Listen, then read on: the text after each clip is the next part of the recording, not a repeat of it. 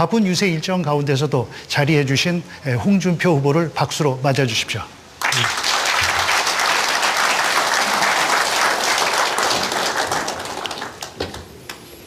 네, 오늘 토론은 KBS와 MBC, SBS가 텔레비전으로, CBS가 라디오로 전국에 생중계 방송하고 YTN과 MBN이 녹화 편성해서 방송할 예정입니다. 이번 5회에 걸친 토론회는 대한민국 헌정회가 후원하고 있습니다. 토론에 참여할 패널들을 소개하겠습니다. 먼저 MBC 박성준 국회 팀장입니다. 다음은 MBN 장광익 정치부장입니다. 후보 건너서 CBS의 김재덕 논설위원입니다. SBS 원일이 선임 기자입니다. 끝으로 YTN 이동우 선거단장입니다. 홍준표 후보에게 궁금한 점들을 국민들을 대신해서 기탄 없이 질문해 주시기 바랍니다. 그럼 토론에 앞서서 홍준표 후보의 모두 발언을 들어보도록 하겠습니다. 시간은 1분 30초 드립니다. 홍 후보님 시작해 주시죠. 존경하는 국민 여러분, 이제 대선이 다가왔습니다. 저희 아버님은 무학입니다.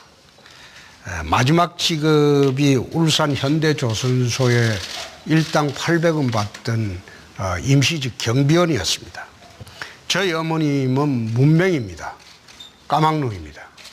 그런 두 분의 사이에서 태어난 아들도 열심히 노력하면 대한민국 대통령이 될 수 있다는 것이 바로 민주주의라고 저는 생각합니다.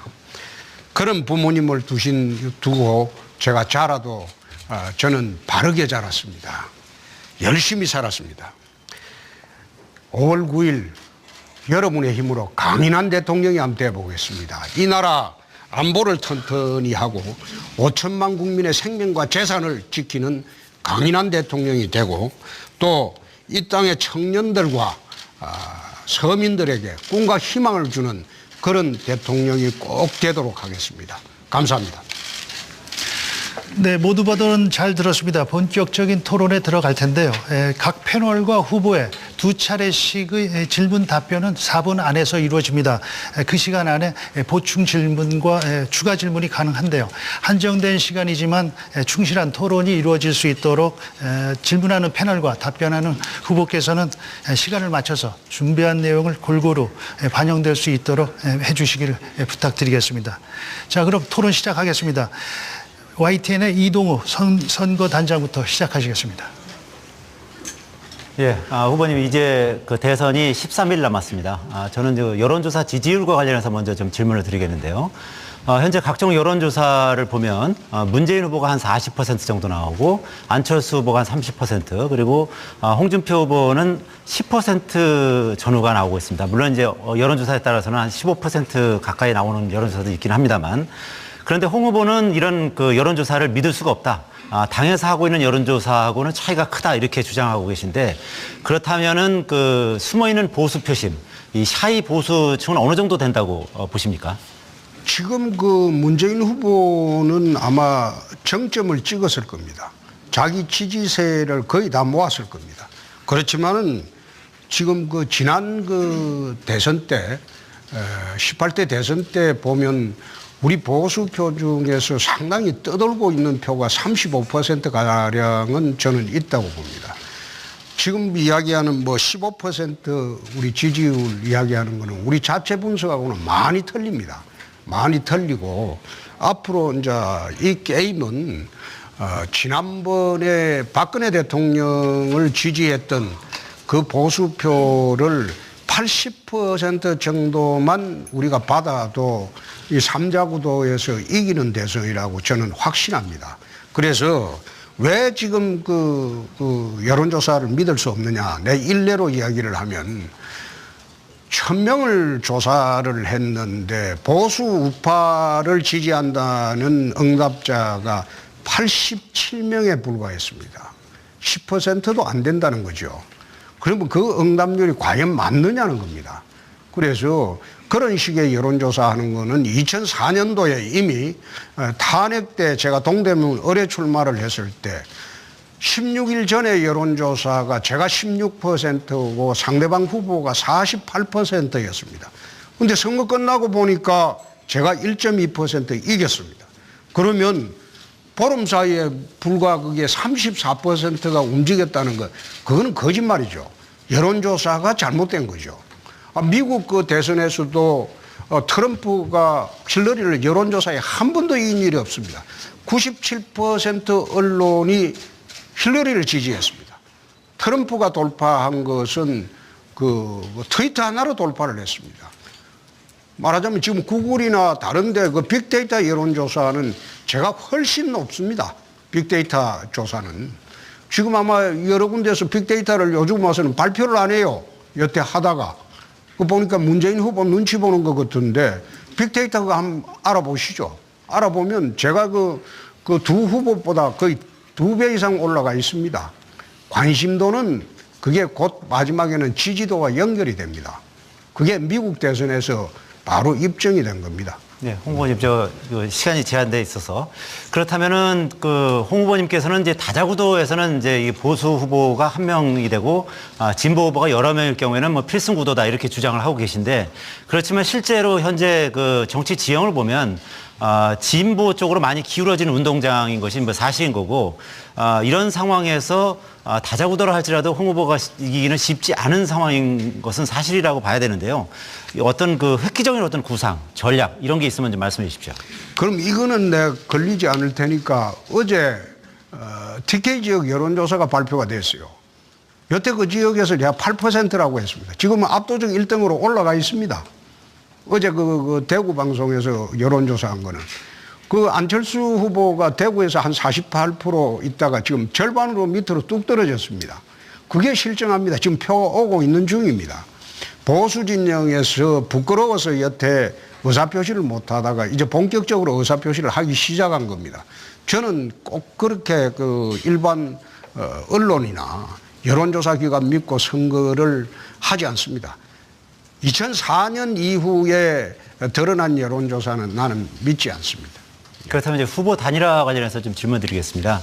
바른정당에서 유승민 후보, 안철수 후보, 홍준표 후보 간의 3자 단일화, 원샷 단일화 제안을 했는데요. 이에 대해서 홍준표 후보는 특히 국민의당과의 그 단일화에 대해서는 좀 부정적인 의견을 표시하시면서 보수 후보 단일화는 이제 가능할 수도 있다. 그런데 문제는 이제 보수 후보들 같은 경우는 지금 아시다시피 홍 후보님을 제외하고는 전부 그 미미한 지지율을 보이고 있습니다. 그래서 이 보수 후보 단일화의 파괴력은 어떻게 보시는지, 그리고 이 아까 말씀하신 그 단일화에 대해서 이 바른정당에서 주장하는 단일화에 대해서 거부 입장은 왜 그런 건지 그런 부분에 대해서 좀 설명 부탁드립니다.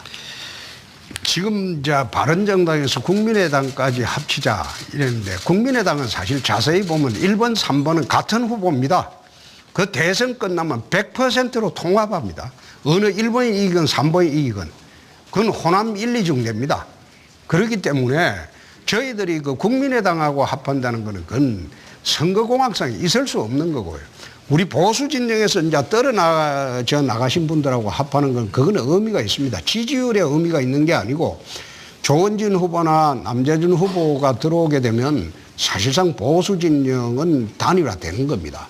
바른정당의 그 유승민 후보는 제가 보건대는 끝까지 갈 것 같습니다. 다음을 위해서 아마 끝까지 갈 것 같기 때문에 굳이 우리는 거기 단일화에 목매지를 않습니다. 네. 그럼 마지막 질문입니다. 홍 후보께서는 이제 경남지사로 있으시면서 출마 선언하기 직전에 그 대선 후보 출마 직전에 언론 인터뷰에서 이번 대선에 반드시 그 당선된다기보다는 진보 좌파의 집권을 막기 위해서 출마한 것이다 이렇게 주장을 하셨습니다. 그래서 보수 유권자 일각에서는 진보 좌파의 어떤 홍 후보님께서 말씀하시는 진보 좌파 쪽의 어떤 집권을 막기 위해서는 홍 후보가 사퇴하시는 것이 어떠냐 뭐 이런 의견도 일부 있는 것으로 알고 있습니다. 이에 대해서는 어떻게 생각하십니까? 그건 이제 안철수한테 주라는 건데요. 안철수 그 후보는 TV 토론 보면 꼭 초등학생 수준의 말만 하고 있기 때문에 국민들이 지금 TV 토론 하는 과정에서 안철수 주식이 폭락을 하고 있습니다, 지금. 오늘도 폭락했어요. 여태 그 주식이 16만 원까지 올라갔다가 오늘도 지금 폭락을 하고 절반으로 뚝 떨어졌습니다. 안 된다는 소리죠. 국민들이 못 믿겠다는 거 아닙니까? 그래서 이제는 그 안철수한테 갔던 우리 진영의 그 보수 진영의 표들이 돌아오고 있는 중입니다. 그 증거는 TK에서 벌써 나타났고 이미 또 PK에서도 그게 확연히 쏠리고 있습니다. 그리고 수도권도 마찬가지고 충청도도 마찬가지고. 그래서 그거는 이동호 기자가 자꾸 내보고 음해하는 소리 같아요. 네, 이번 선거 판세 관련한 이동우 단장 질문에 대해서 또 보충 질문 장광익 정치부장이 한번 네, 제가 해주시죠. 질문 하나 하겠습니다.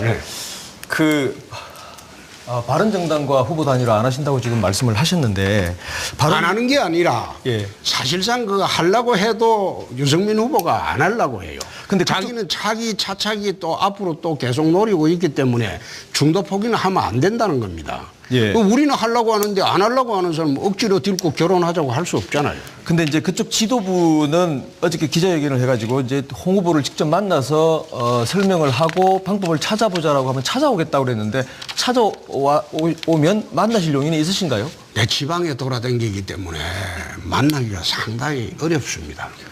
내가 안 하려고 하는 게 아니고 단일화하는 안을 가져와야지. 그리고 바른정당이라는 걸 자세히 보면 우리 당을 뛰쳐나간 분들인데 이제 탄핵도 끝났으니까 문 열어놓고 돌아오라는 거 아닙니까? 돌아오라는 건데 작은 집이 차리고 있다가 이제 정리되면 돌아오라는 건데 원인이 해소됐으니까 돌아오는 게 정답이죠. 그 돌아오는데 무슨 조건이 필요합니까? 보수 대통합이란 그 명제만 있으면 그건 돌아오는 거죠. 거기서 돌아오는데 집 나갈 때 뭐 조건 달고 집 나갔습니까? 들어올 때도 조건 없이 들어와야 하는 거죠. 그렇지 않습니까? 네, 다음 MBC 박성준 국회팀장 순서입니다. 네, 질문해 주시죠. 네, 홍 후보님께서 후보가 되시는 과정에서 친박 끌어안기에 적극 나서셨다 이런 평가가 있었습니다. 짧게 여쭤보겠습니다. 단답 형식으로 질문을 드릴게요. 향후 집권하시면 친박계 인사들에도 능력이 있다면 장차관이나 요직에 발탁하거나 등용하시겠습니까? 집권하면요, 그분들 전부 친홍계가 됩니다. 그거 친박계는 대통령 파면되면서 끝났습니다. 또 일부 핵심들은 이미 같이 대통령하고 탄핵을 받았습니다. 그렇기 때문에 일부 핵심들은 다음 정부의 전면에 나서기가 어렵습니다. 그런데 나머지 분들은 집권을 하면 전부 국정 지지 세력이 되기 때문에 전부 홍준표 밑으로 다 들어오게 돼 있습니다. 네, 박근혜 전 대통령의 탄핵 과정에 대해서 질문드리겠습니다. 박 전 대통령 탄핵 과정에 대해서 민주주의가 아니라 민중재판이다. 그리고 박 전 대통령이 정치투쟁에서 졌다. 이런 평가도 하시고 했는데요. 박 전 대통령에 대한 탄핵에 대해서 어떻게 규정을 하고 계신지 조금 자세히 설명해 주십시오. 저는 그 탄핵을 정치투쟁으로 봅니다.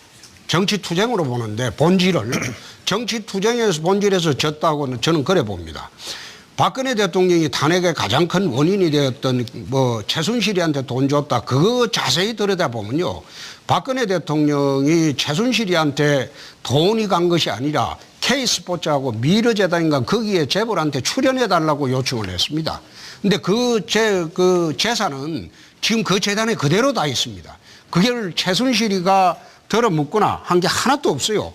그래서 그는 재판 과정에 공정한 재판을 하면 이 무죄라고 봅니다. 그래서 제가 이야기하는 것은 이 탄핵이 발생되는 과정을 보면 지난 공천 때 후유증으로 출발을 했다고 봅니다. 공천 때 그 당시에 심하게 대립을 이루었던 유승민, 김무성 그 두 분이 중점이 돼서 탄핵을 하고 뛰쳐나간 것이지. 그래서 탄핵이 이루어졌고 또 헌법재판소 판결도 내가 어제 JTBC에서 자세히 이야기를 했는데 난 그 판결 보면서 참 내 귀를 의심했습니다. 과연 대한민국 헌법재판소가 저런 이유로 대통령을 탄핵할 수 있는가? 나는 대통령 편드는 거 아닙니다. 편드는 건 아닌데 사법적 심판이 그건 옳지 않다는 겁니다. 예를 들어서 청와대에 압수수색을 거부했다. 그걸 탄핵의 사유로 삼습니다. 두 번째, 압수수색 거부할 수 있는 것은 형사소송법에 보면 국가보안시설에 대해서 압수수색은 거부할 수 있습니다. 두 번째, 대통령의 변명이 오락가락했다. 그거는 대통령이 피의자가 된 이상 피의자가 오락가락 변명을 하는 것은 자기 형사소송보다는 권리입니다. 그걸 확정하는 게 재판입니다. 그리고 세 번째, 또 특검이나 검찰에 조사받으러 나가지 않았다. 조사받으러 안 나가도 돼요. 그게 형사소송법상 피의자의 권리입니다. 그러면 조사받으러 안 나가면 강제 수사를 해야죠. 그 절차가 있는데 그 세 가지 이유를 들어가지고 마치 이것이 대통령이 헌법 수호 의지가 없는 양 그래 판결하는 것을 보고 저희 헌법재판소 판결이 맞나? 마치 잡범들한테 마지막에 훈계를 하면서 니 왜 거짓말했나? 결론을 내면서 재판 끝나고 난 뒤에 훈계를 하면서 너 실형 가라. 너 반성하고 있으니까 집행유예 가라. 잡범들한테 훈계하면서 재판하는 그 꼴이다 이 말이에요. 그래서 내가 그거는 누차 이야기를 냈습니다. 이거는 헌법재판이 아니다. 민중재판이다. 촛불이 겁이 나니까. 또 문재인 후보가 탄핵이 안 받아들이지만 민중혁명을 하겠다고 했잖아요. 또 뭐라고 했습니까? 보수를 불태워버리겠다고 했습니다. 이런 막말을 그 문재인 후보 하는 거 보고 겁이 난 겁니다. 그래서 내가 이런 판결은 옳지 않다. 나는 절대 박근혜 대통령에 비판도 많이 한 사람입니다. 그래서 참 우리 우파 진영에서 내 비난도 많이 받고 있어요. 그렇지만은 옳고 그러면 분명히 국민들이 좀 아시고 그렇게 갔으면 좋겠다는 취지에서 내가 그런 이야기를 한 겁니다. 그럼 가정법적으로요. 지난해 12월 9일 날 국회 본회의장에 국회의원 신분으로 계셨다면 그 탄핵안에 대해서 반대표를 던지셨겠습니까? 저는 그 탄핵 사유가 나왔을 때 대통령이 이런 이야기를 했습니다. 4월 달에 물러나겠다. 스스로 물러나겠다. 4월 말에 하야하겠다. 그 발표를 했을 때 그때 내 페이스북에다가 글을 썼습니다. 탄핵을 하게 되면 헌법재판소로 촛불과 반대 세력들이 다 몰려갈 것이다. 그건 민중재판이 된다. 민주주의를 부정하는 것이 된다. 재판도 시위대의 압력으로 진행이 된다면 이 땅의 민주주의는 사라진다. 그래서 대통령이 스스로 물러나겠다고 했으니 스스로 물러나게 하자. 그렇게 제안을 했습니다. 그렇게 제안을 했는데 만약 제가 국회에 있었다면 저는 탄핵 사유가 적절치 못하다. 탄핵 사유는요. 확정된 증거가 있어야 됩니다. 그 탄핵 사유에 나와 있는 거 보면 아직 재판 진행 중이에요. 재판이 끝나고 확정이 돼야지 탄핵 여부가 결정이 되는 것이지 확정된 증거가 하나도 없는데 검찰이 기소장 내고 특검이 수사 결과 발표했다고 해서 그게 모두 유죄입니까? 그게 모두 유죄라면 그 재판이 필요 없죠. 확정된 증거도 없이 대통령을 끌어내리려 놓고 이제 구속까지 했다 얘기야. 구속까지 했으면 공정한 재판이라도 받게 해줘야 옳지 않느냐. 에? 만약 이게 야당이 되면 1번, 3번이 되면 이 공정한 재판을 받게 하겠느냐. 내가 그런 이야기를 합니다. 거듭 이야기하지만은 나는 친박도 아니고 이명박 대통령이 있을 때 난 친이도 아닙니다. 이해창 총재 있을 때 이해창계도 아니었고 나는 독고다이로 살았습니다. 독고다이로 살았는데 내가 앉아서 내 힘으로 쭉 정치를 해온 사람입니다. 누구 편들어 본 일 한 번도 없습니다. 이분리를 떠나서 내가 생각하는 바를 국민 앞에 못 밝힐 일도 한 번도 없습니다. 네. 그러면 방금 말씀을 하셨는데 홍 후보님이 집권을 해야 박 전 대통령이 올바른 재판을 받을 수 있다. 공정한 재판을 받을 수 있대. 네. 공정한 재판. 네. 하나만 더 여쭤보겠습니다. 그 탄핵 반대를 주장했던 태극기 집회에 대해서 지지자들이 있었습니다. 또는 참석자들도 있었습니다. 그러니까 태극기 집회 참석자 또는 지지자들의 그 표심이 홍 후보님께 향할 것이다. 이렇게 확신하십니까? 저는 결국 태극기 집회에 참여하신 분들도 그게 꼭 탄핵에 반대했다 이렇게 다 보지는 않습니다. 이 나라 좌파 정권이 들어올까 싶어서 참 두려우니까 전부 태극기를 들고 대한민국으로 몰린 것이죠. 그분들은 결국 이 나라 좌파 정권이 들어오지 않게 하려면 5월 9일 날 어떻게 해야 될지 그건 저는 명확하게 판단하시리라고 저는 확신합니다. 그렇기 때문에 그분들이 뭐 다른 선택을 하고 나는 그렇게 보지를 않습니다. 예. 네, 다음은 MBN 장광익 정치부장이 받아주시죠. 예, 저는 후보님의 이미지에 관한 질문들을 좀 드리겠습니다. 사과는 하셨지만 그 돼지 흥 문제에 대한 여전히 좀 남아 있습니다. 특히 그 여성들, 젊은 여성들을 중심으로 해서 이 이미지가 참 그 이렇게 좋지 않아졌다는 것은 사실인 듯 보입니다. 혹시 그 사과는 하셨는데요. 사모님이나 가족들은 뭐라고 그러십니까? 이 문제에 대해서? 저희 애들은 이거 다 알죠. 12년 전에 이미 제가 참여록을 썼으니까 거기 보면 그것뿐만 아니라 제가 60까지 내 인생을 살면서 잘못한 이야기를 썼습니다. 오바마 대통령이 미 대선에 나왔을 때 마약을 했다고 고등학교 시절에 고백을 한 참여록을 쓴 적이 있습니다. 미국 국민들은 그거 다 용서했습니다. 지도자가 거짓말하는 게 무서운 것이지 자기 잘못을 스스로 참여하는 거 이거는 오히려 정직한 지도자라고 그렇게 이야기를 했습니다. 그 내용을 보면 제가 한 것도 아니고 그 당시에 서울상대 서울상대라고 하면 안 되지. S대 상대 학생들이 8명이 있었고 고대법대는 저 혼자 있었는데 그분들끼리 한 이야기를 옆에서 들었습니다. 근데 제가 그걸 못 말려서 말려야 되는데 못 말려서 내가 참 잘못했다. 이렇게 또 누구한테 적발이 된 것도 아니고 내 스스로 잘못했다고 했습니다. 그랬는데 그걸 갖다가 마치 대선 때가 되니까 12년 전에 제 책에 썼던 내용을 그걸 마치 내가 성폭력범이나 되는 것처럼 그렇게 확대 재생산하고 하는 거 내 사과를 몇 번 했습니다. 몇 번 했는데 그거 지금도 내가 잘못됐다고 생각을 합니다. 그 잘못된 그 행동이 한 가지뿐만 아니라 그 책을 보면 60가지가 나옵니다. 다른 59가지는 전혀 문제 안 삼고 그것만 딱 문제 삼으면 여성 표심에 좀 뭐 영향이 되겠다. 그러니까 집중적으로 문제 삼는 것인데 다시 한번 사과드리겠습니다.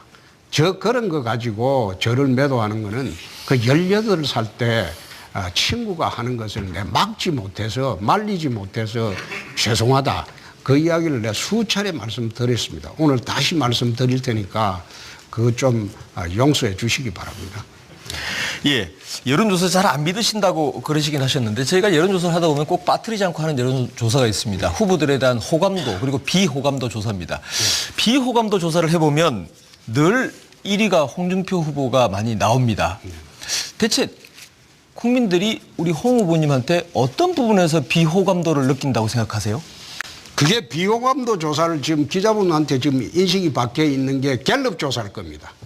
난 그거 아주 악의적인 조사로 봅니다. 그래서 아마 그때 동아일보하고 같이 조사할 때는 비호감도 1위가 문재인 후보였습니다. 2위가 저였고 지금 어제 그 대구방송 비호감도 조사는 압도적인 1위가 문재인 후보입니다. 지금 거꾸로 돼 있는데 갤럽 조사한 게 그게 나는 그게 아주 악의적으로 조사한 걸로 알고 있습니다. 그래서 그거 가지고 자꾸 질문하시는데 비호감도가 좀 있다는 것은 그만큼 격렬한 반대층이 있다는 겁니다.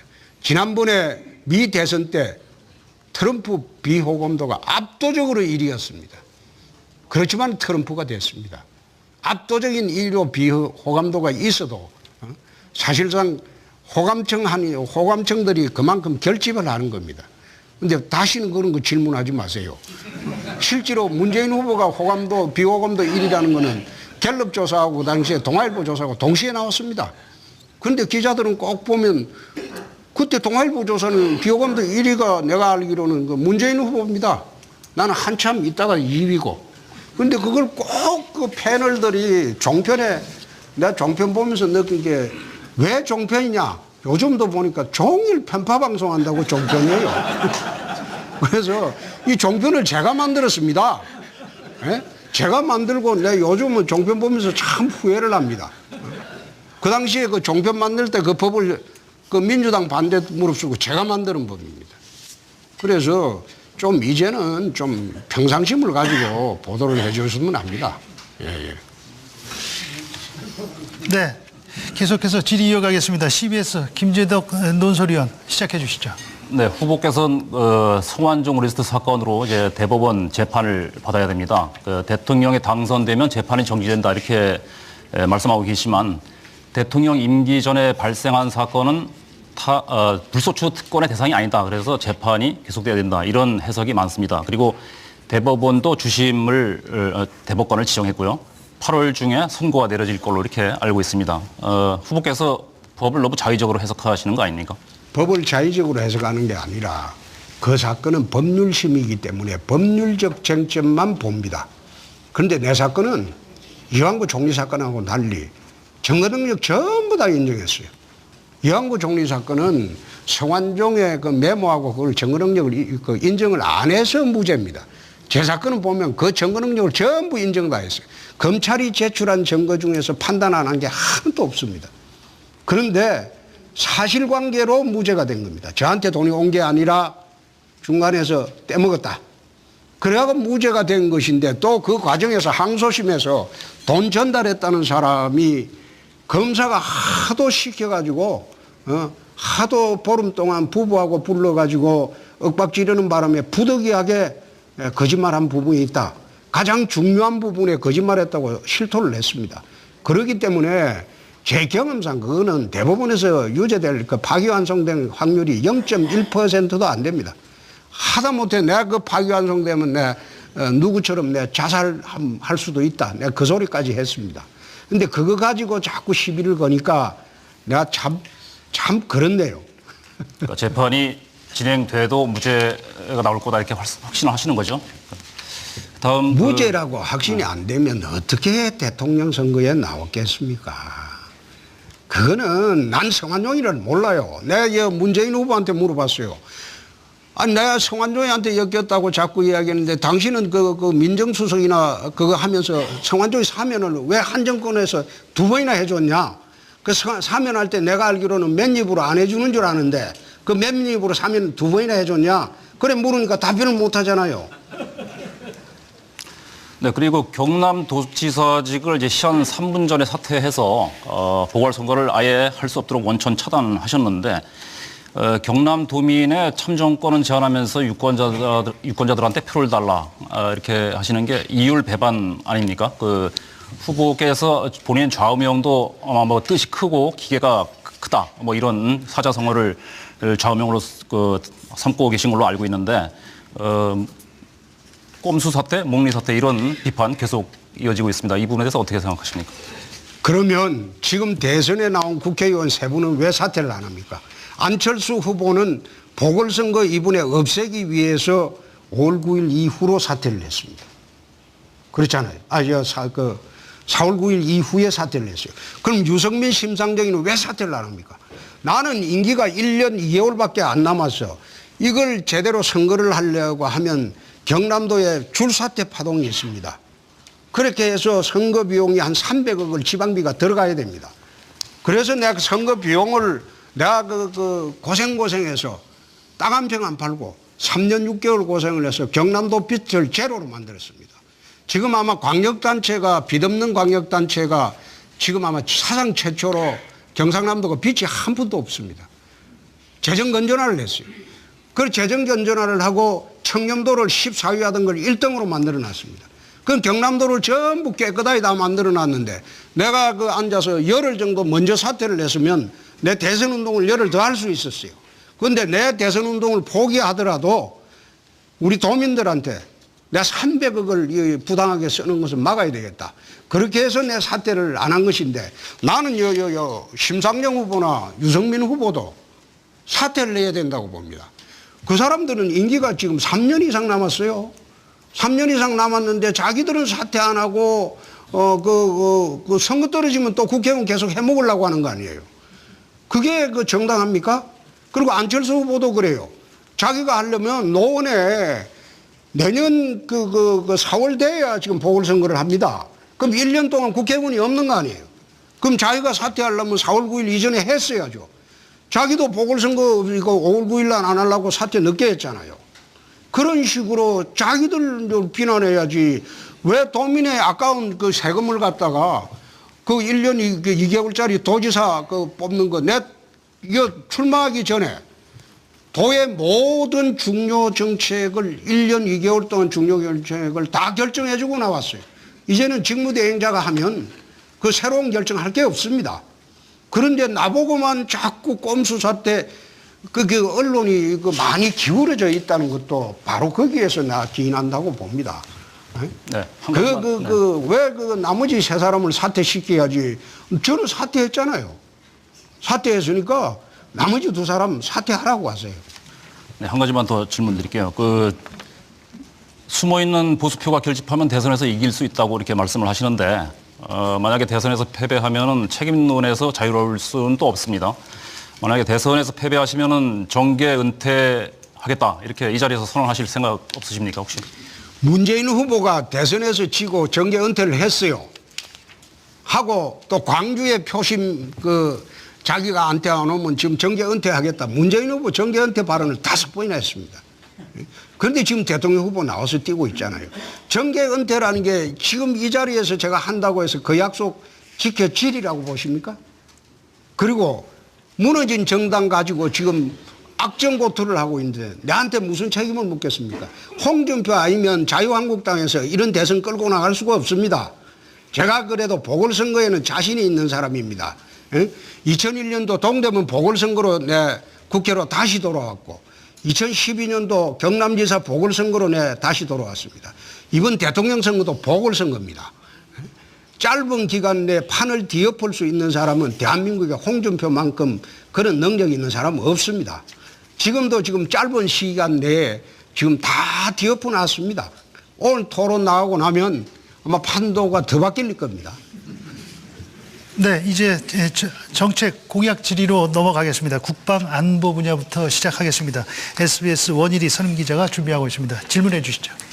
네, 홍준표 후보께서는 북핵 대응책으로 전술핵 재배치 요구하고 계시죠.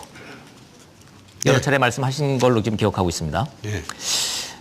핵에는 핵으로 맞서야 되고 공포의 균형을 맞춘다는 점에서 단순하고 명쾌한 논리이긴 한데 두 가지 질문을 좀 드리고 싶습니다. 첫 번째는 전술핵을 재배치를 하면 26년 동안 한국 정부가 견지해왔던 한반도 비핵화를 포기하게 되는 결과를 갖고 올 것이고 이는 꼭 득만 있는 것이 아니라 실도 못지않게 많다라는 지적이 있습니다. 두 번째, 정작 전술핵을 갖다 줘야 할 미국이 전술핵의 재배치에 대해서는 트럼프 정부가 마치 군사행동을 하겠다고 하는 것 위협은 하면서도 전술핵 재배치에 대해서는 미온적이다 못해 선을 긋고 사실상 반대 입장을 견지하고 있습니다. 자, 이럼에도 불구하고 득보다 실은 없다라고 지금 믿고 계십니까? 지금 원 기자님 질문하시는 비핵화 포기라는 거 그거는 질문 자체가 잘못됐습니다. 91년도 한반도 비핵화 선언을 할 때 북이 핵을 안 갖는다고 했습니다. 이미 핵을 갖고 있고 비핵화 선언은 그게 무의미해졌습니다. 아무 의미가 없어졌어요. 그런데 여기에서 실은 무엇인지 내가 모르겠습니다. 핵은 핵으로 맞서야지. 원래 이게 나토 같은 나라에 독일, 벨기에, 그리고 이태리, 터키, 네덜란드 전술핵이 재배치가 됐습니다. 지금 러시아 남하를 막기 위해서 전술핵이 재배치가 돼가지고 나토하고 나토의 독일군이나 이런 거하고 전부 핵의 공동 사용권을 갖고 있습니다. 말하자면 침입하면 같이 핵을 단추를 누를 수 있는 권한을 갖고 있습니다. 그래서 지금 소위 나토 전선이 지금 안정이 되어 있습니다. 핵은 핵밖에 막을 방법이 없습니다. 또 두 번째, 전술핵 재배치했다가 북의 핵이 제거되면 같이 철수하면 됩니다. 같이 철수하면 되는데 언제나 지금 DJ 노무현 시절에 70억 달러 퍼준 거 그게 핵이 돼 돌아왔는데 김정은이의 핵 공갈에 대한민국 국민들이 떨고 살아야 됩니까? 그건 말이 안 되죠. 두 번째, 트럼프가 미온적이다. 나는 그렇게 보지 않습니다. 만약 좌파 정부가 탄생을 하면 더 미온적일 수도 있고 코리아 패싱이란 말이 그래서 나오는 겁니다. 지금 우리나라의 안보 상황에 대해서 우리나라 정부가 의논하지 않습니다. 중국과 러시아와 일본과 의논해서 지금 북타격 여부를 지금 결정하고 있습니다. 그게 코리아 패싱이란 말입니다. 그러면 트럼프가 우파 정부가 들어온다면 이 반드시 협의해서 전술핵이 들어와야 됩니다. 일각에서는 전술핵하고 전략핵하고 구분을 못 해가지고 전략핵을 들어오는 게 좋지 않느냐. 전략핵은 ICBM처럼 이 대륙간 탄도탄을 이야기하는 거고 전술핵은 200~300km, 400~500km 단기전에서 사용되는 그런 핵입니다. 움직이기도 편하고. 그래서 우리가 한다는 것은 핵은 핵으로 대응을 해야지 나토처럼 그 핵균형이 이루어져야지 군사경이 제대로 이루어지고 평화가 옵니다. 지금 무장평화로 가야지 언제나 우리가 그 역대 대통령처럼 북에 굽신대고 돈 갖다 바치고 무슨 깡패한테 지금 앉아 월정금 매달 바쳐가면서 살은 게 몇 년입니까 지금? 30년이 넘었지 않습니까? 지금 또 갖다 바치라는 겁니까? 그래서 제가 집권하면요. 북의 김정은이 내가 굴복시킬 자신이 있습니다. 대통령은 결기와 강단이 있어야 되고 배짱이 있어야 됩니다. 결기와 강단, 배짱 없이 국민의 5천만 국민의 생명과 재산을 어떻게 지키려고 합니까?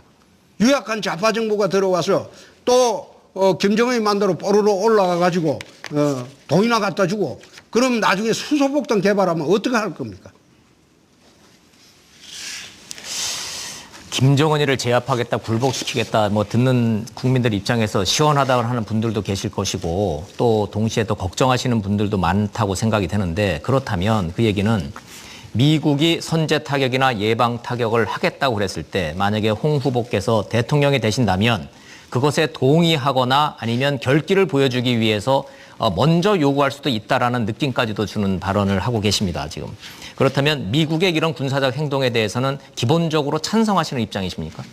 원일이 기자는 아주 악의적인 질문을 하네요.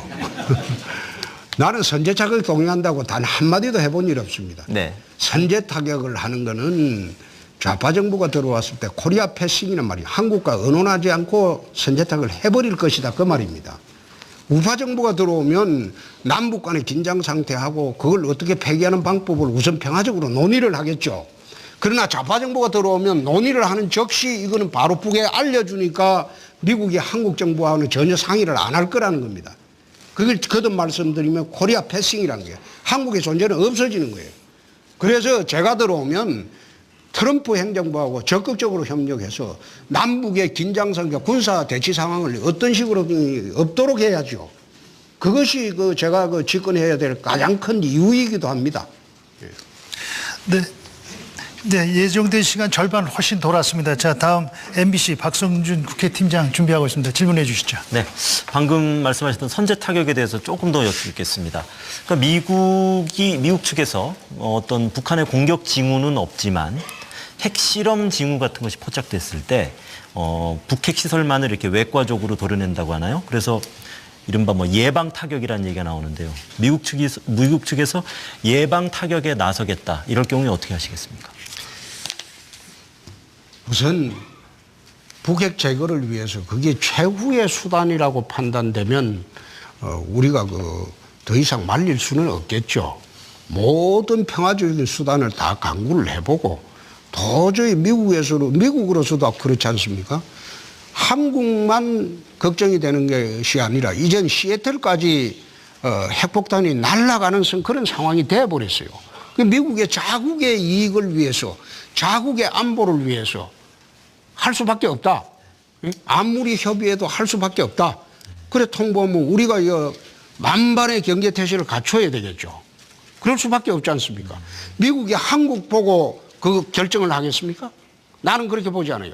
미국이란 나라는 언제나 자국의 이익을 중심으로 생각하는 나라입니다. 그러면 자국의 안보를 위해서 시애틀에 로스앤젤레스에 핵이 날아온다는 걸 가정을 할 때 도저히 이거는 묵과할 수 없다. 그건 나선다고 한다면 우리는 어떤 식으로든 자위 조치를 강구를 해야 되겠죠. 그걸 갖다가 미국의 결정을 마지막까지 막아보기는 하겠지만은 자기들이 하겠다고 일방적으로 결정해서 통보하고 하면 우리로서는 자위 조치를 어떤 식으로 해야 될지 그 사전에 대비를 하고 선제 타격하는 거하고 전혀 좌파 정부가 들어섰을 때 코리아 패싱이라고 내가 자꾸 이야기를 했는데 한국과 상관없이 때려버릴 때 그건 전혀 상황이 틀려지죠. 네. 한 가지만 더 안보 문제 질문하겠습니다. 지난주 방송기자클럽 토론회에서 안철수 후보님께도 같은 질문을 드렸습니다만 그 가정법적으로 말입니다. 지난 2010년 연평도 포격 사건. 네. 집권하셔서 유사한 상황이 발생한다면 어떻게 하시겠습니까? 그거는 같은 수준의 대응은 꼭 해야 됩니다.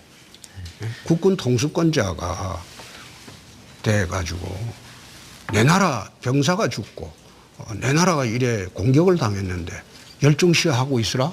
나는 그거 아니라고 봅니다. 동일한 수준의 내 보복은 하겠습니다. 당시 확전자재 메시지를 놓고 좀 논란이 있었는데요. 확전자재 메시지라는 게 이제 결국은 여태 역대 대통령들이 눈치 보면서 남북 관계를 설정을 했기 때문에 그런 그 메시지가 나온 걸로 압니다. 만약 저처럼 이래 확고한 국가관과 안보관을 가진 사람이 대통령이 되면 북에서 아마 쉽게 그래 하지 못할 겁니다. 반드시 저 성질로 한판 붙을 것이다. 그렇기 때문에 함부로 거치지는 못할 겁니다. 네, 이어서 경제 분야 정책 질문입니다. MBN의 장광익 정치부장이 이어가 주시죠. 예, 경제 분야 하기 전에 언론 부분에 대해서 제가 한 가지 여쭤보겠습니다. 아까 종일 편파 방송한다라고 해서 종편이라고 말씀을 하셨는데 이 언론이라는 게 마음에 들지 않는 부분을 얘기할 수도 있고 또 비판을 할 수도 있고 좀 그렇습니다. 근데 이게 아까 동아일보 여론조사도 말씀하시고 뭐 이렇게 하시면서 악의적이다, 편파적이다 계속 이제 본인에 대해서 부정적인 데 대해서는 이렇게 표현을 하고 계신데 대통령의 언론관치고는 좀 그렇지 않습니까? 대통령 지금 되기 전이니까요. 대통령 되면 달라지죠. 지금 앉아서 우리한테 일방적으로 불리하게 자꾸 하고 종편에 우리 보수 패널이 싹 빠졌어요. 보수 패널을 다 빼버렸어요. 다 빼버리고 지금 진보 패널만 들고 종일도록 방송을 하는데 저거 제가 집권하면 이거 아마 또 이제 그 양태가 싹 바뀔 거예요. 그래서 제가 대통령 되기 전에 이제 이 부당한 걸 시정하려고 이야기하는 거고 대통령이 되면 달라지죠. 근데 이제 국민들은 대통령이 되기 전에 이런 검증 과정을 통해서 판단을 하는 거 아니겠습니까? 그런데 검증하는 과정에서 지금 말씀하시는 거 보면 방금 표현하신 대로 북한이 그 승기로 한판 붙을 분위기다라고 느끼듯이 언론도 저 정도 성격이면 저희 언론에 대해서 한판 붙을 거다. 블랙리스트도 만들 수도 있겠다라는 생각도 드는데 혹시 뭐 블랙리스트 혹시 만드실 겁니까? 사실 요즘 자세히 보세요. 문재인 후보가 MBC 손보겠다고 했잖아요. 그렇잖아요. 그러면 MBC 출신들은 전부 내 편을 들어야지. 그렇지 않습니까? 그리고 지금 그 사람, 그 양반은 대통령 되기 전에 걸핏하면 토론할 때 나보고 책임질 수 있냐? 그럼 내가 책임지고 사퇴하겠다. 사실이라면 당신이 어떻게 할 거냐? 이래 물으니까 대답을 안 하잖아요.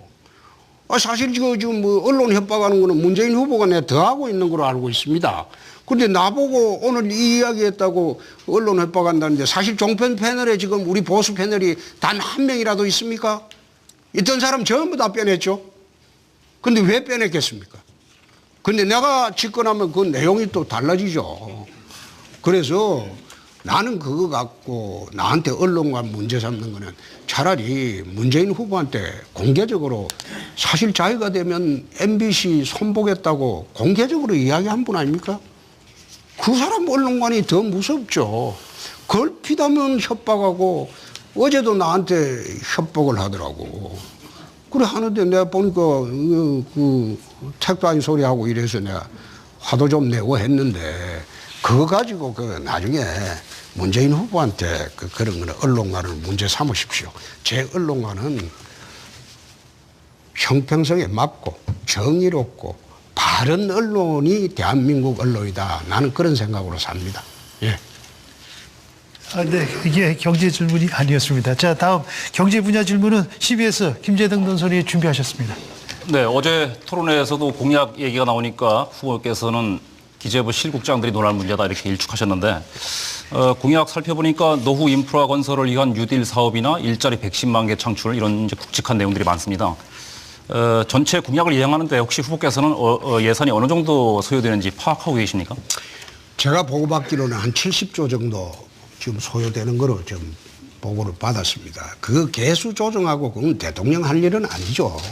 대통령 후보가 할 일은 통치 철학, 국가관, 그다음에 사상, 그리고 경제 철학, 그 큰 총론만 이야기하고 나머지는 말하자면 서민 경제를 위해서 대책을 마련하라 이래 지시하면 밑에서 말이 나는 거죠. 그걸 대통령 후보 나온 사람이 TV 토론 나와갖고 10% 20% 정세가 어떻고 정세는 감세를 하느냐 정세를 하느냐 그 방향만 정하는 게 대통령이고 나머지는 기재부에서 알아서 하는 거죠. 그 원칙에 맞춰서.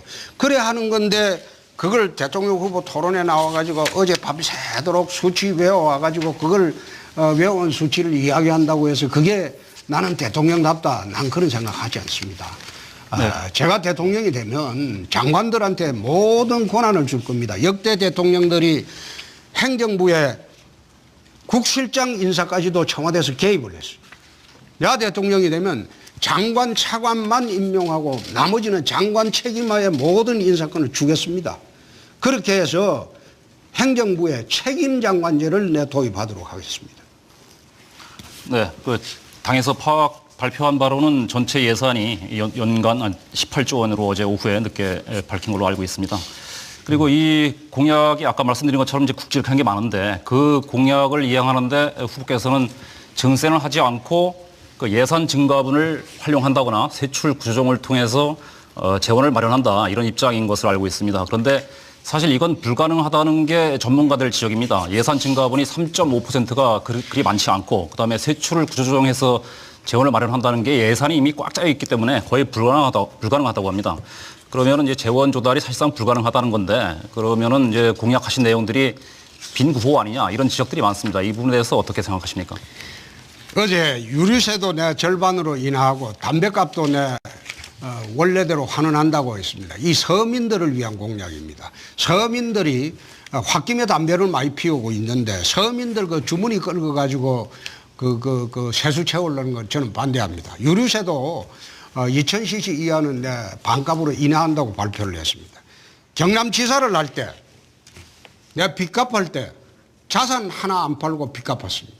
행정개혁하고 재정개혁을 했습니다.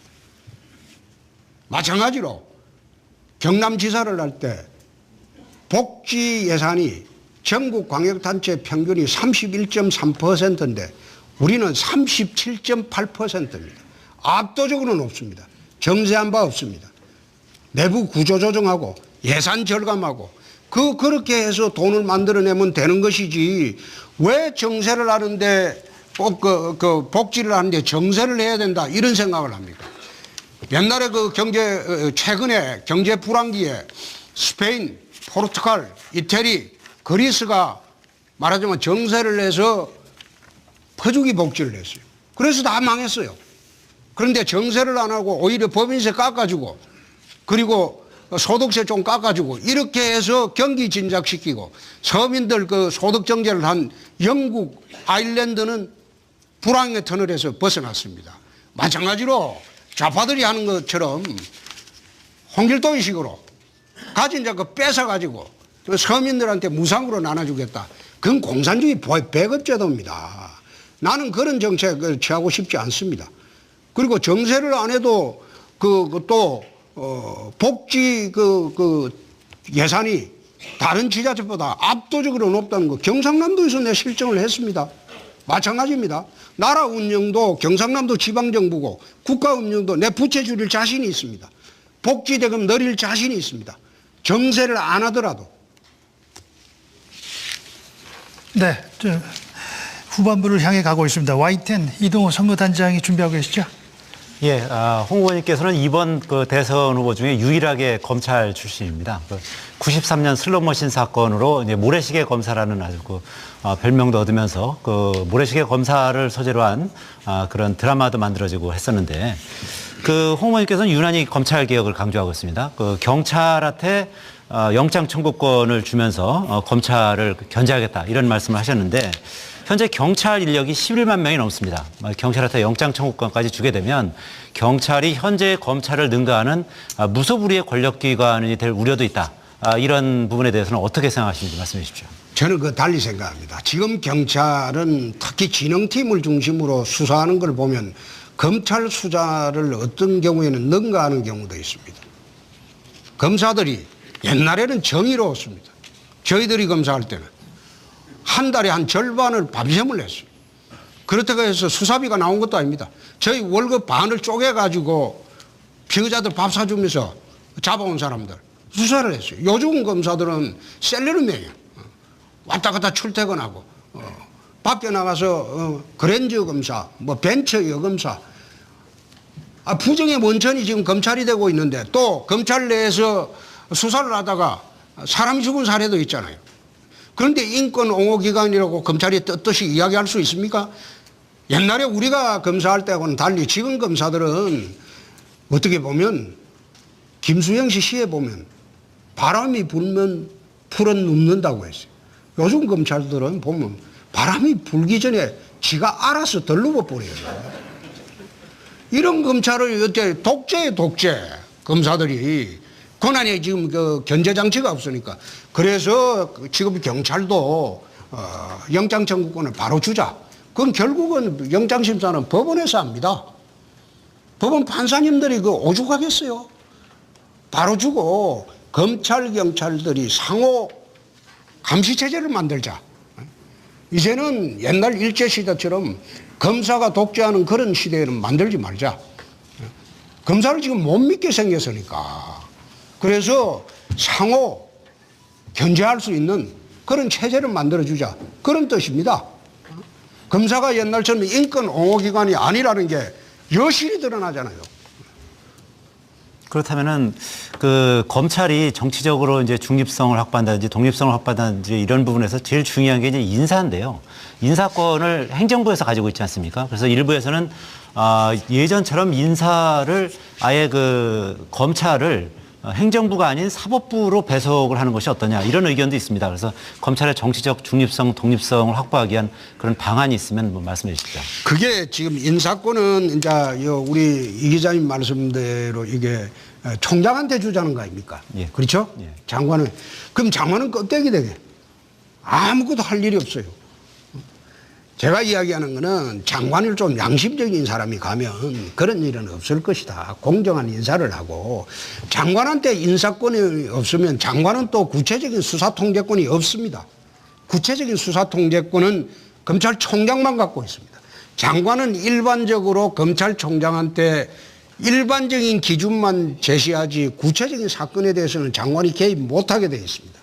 검찰총장이 적극적으로 소신 있는 사람이 할 수 있도록 구조가 되어 있습니다. 그런데 인사권을 전부 총장한테 주면 총장은 앉아서 사실상 검찰의 황제가 됩니다. 지금도 장관하고 총장하고 협의해서 인사를 합니다. 지금도 총장의 의견을 다 듣고 장관이 총장목, 장관목이 지금도 있는 것으로 나는 알고 있습니다. 오래전부터. 예. 네, 다음 SBS 원일이 선임 기자 마지막 질문 될 것 같습니다. 네, 준비한 건 많은데 시간이 짧습니다. 공약집을 보니까 개헌과 관련해서 4년 중임 분권형 대통령제 이렇게 표현은 돼 있습니다. 근데 뭐 선거운동 시작되고 난 다음에 다른 문제로 바쁘셔서 그런지 과연 자유한국당과 홍준표 후보는 개헌의 의지가 있는 것인가, 구체적인 시행 계획을 갖고 있는가, 어떤 정황이나 어떤 그 발언을 들어볼 수가 없습니다. 4년 중임은 뭔 말인지 알겠고 분권형 대통령, 분권형이 뭐를 의미하는 겁니까? 분권형이라는 게 이제 학리적으로 이야기하면 이원 집정부제라는 뜻입니다. 대통령의 권한과 총리 권한을 나누어서 총리가 내치를 하고 대통령은 외치만 하자 그런 뜻입니다. 옛날에 이제 지금 프랑스에서 좀 바뀌긴 했는데 프랑스식 대통령제를 한번 채택해 보자 그 뜻인데 왜 이런 내용을 이야기하는가 하면 요즘은 입법 독재 시대입니다. 국회에서 모든 것이 이루어지기 때문에 국회하고 대통령이 협력 관계가 없으면 나라 운영하기가 어렵습니다. 그래서 이제는 어느 정도 국회가 성숙했다고 보고 분권형으로 가도 국민들이 안심할 수 있는 그런 수준이 아닐까. 이 이야기는 어제 오늘 한 이야기가 아니고 2002년 동안 제 책에도 분권형 대통령제를 이야기를 했습니다. 했고 또 우리나라의 당론이 분권형 대통령제입니다.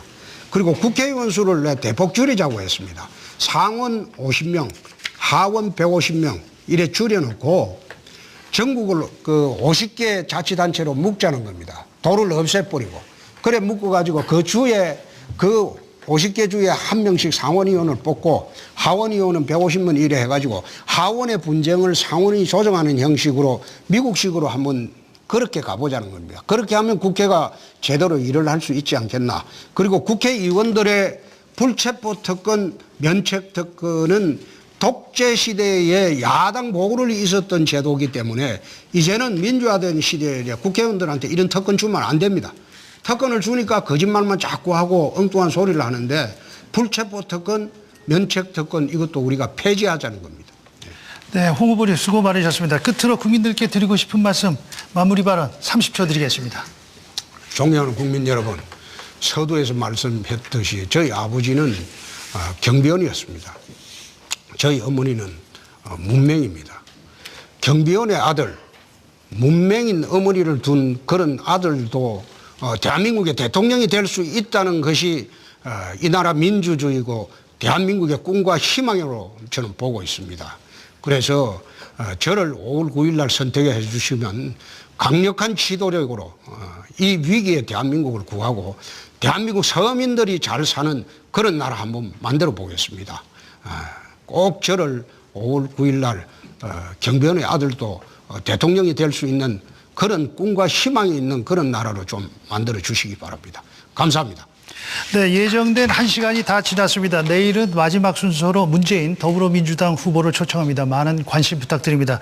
오늘 성의 있는 답변과 열띤 토론 이어가 주신 홍준표 후보께 감사드립니다. 패널분들 수고 많으셨고요. 시청해 주신 여러분 대단히 감사합니다.